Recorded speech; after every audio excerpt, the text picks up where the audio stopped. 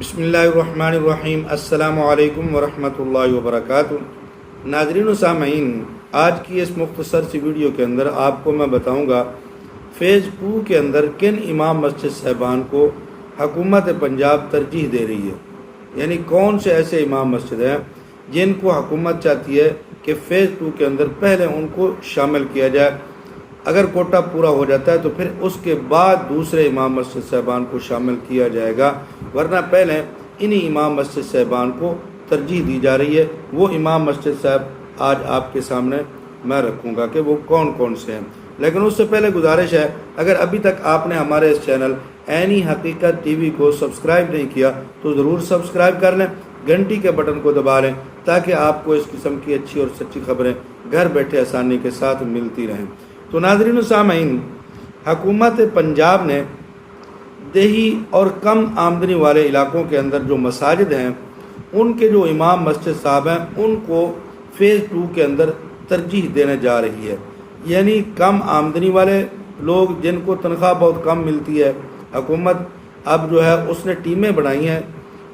کچھ ٹیمیں جو ویریفیکیشن کر رہی ہیں، جا کر پوچھ رہی ہیں علاقوں کے اندر، مساجد کے اندر، کہ ان امام مسجد صاحبان کو کتنا وظیفہ دیا جا رہا ہے محلہ کی طرف سے، علاقے والوں کی طرف سے۔ تو اگر کوئی کم آمدنی والا امام مسجد صاحب ہے تو اس کو ترجیح دی جا رہی ہے،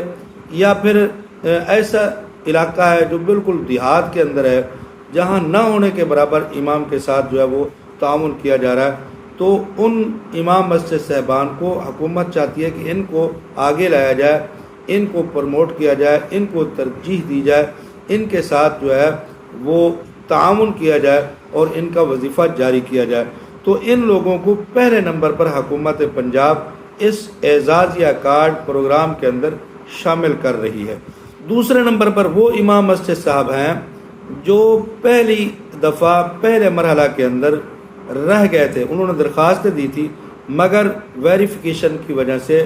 کچھ ان کے مسائل پیدا ہو گئے، یعنی اعتراض لگ گیا یا کوئی اور وجہ ہو گئی، وہ رہ گئے، یعنی پہلے مرحلہ کے اندر وہ شامل نہیں ہو سکے، تو دوسرے نمبر پر ان لوگوں کو شامل کیا جائے گا، ان کو ترجیح دی جائے گی۔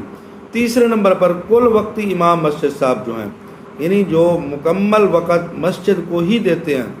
ان کا کوئی اور روزگار نہیں ہے، کوئی اور کام نہیں ہے،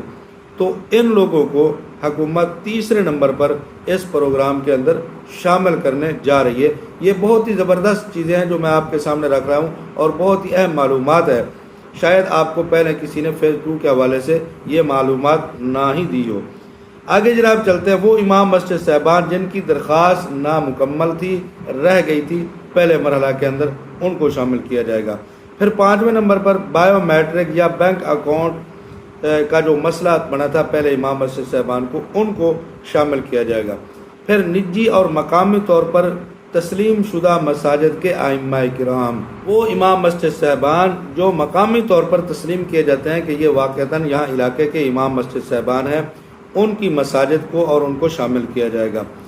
ایسے امام مسجد صاحبان جو کسی دوسری سرکاری تنخواہ یا اسکیم سے فائدہ نہیں لے رہے، ان کو بھی پھر شامل کیا جائے گا۔ یہ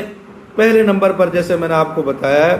کہ دیہی علاقوں کے اور کم آمدنی والے لوگ ہوں گے، اس کے بعد یہ پھر آگے دوسرے لوگ شامل ہوں گے، لیکن سب سے پہلے کم آمدنی والے اور دیہی جو دیہاتوں کے اندر لوگ رہتے ہیں امام مسجد صاحبان، سب سے پہلے ان کو اس پروگرام کے اندر، اس فیز 2 کے اندر ان کو شامل کیا جائے گا۔ تو یہ کچھ معلومات تھی اس فیز 2 کے حوالے سے جو میں نے آپ کے سامنے رکھی ہے، اور فیز 2 کے اندر ان لوگوں کو آگاہی دی جائے گی اور ان کے کاغذات جو ہے ان کو مکمل کیا جائے گا۔ حکومت خود اس دفعہ جو ہے نمائندے بھیجے گی جو ان کے جو درخواست ہیں ان کو مکمل کریں گی تاکہ بعد کے اندر مسائل پیدا نہ ہوں۔ اسی طرح A C office, D C office اور محکمہ اوقاف کی ٹیمیں جو ہیں وہ بھی ویریفیکیشن کے اندر شامل ہیں، اور جلدی سے جلدی وہ چاہتے ہیں کہ اس مرحلہ کو، فیز 2 کو وہ کمپلیٹ کیا جائے اور مسائل سے ائمہ اکرام کو بچایا جا سکے اور ان کو اس پروگرام کے اندر شامل کیا جا سکے۔ جزاکم اللہ احسن الجزاء۔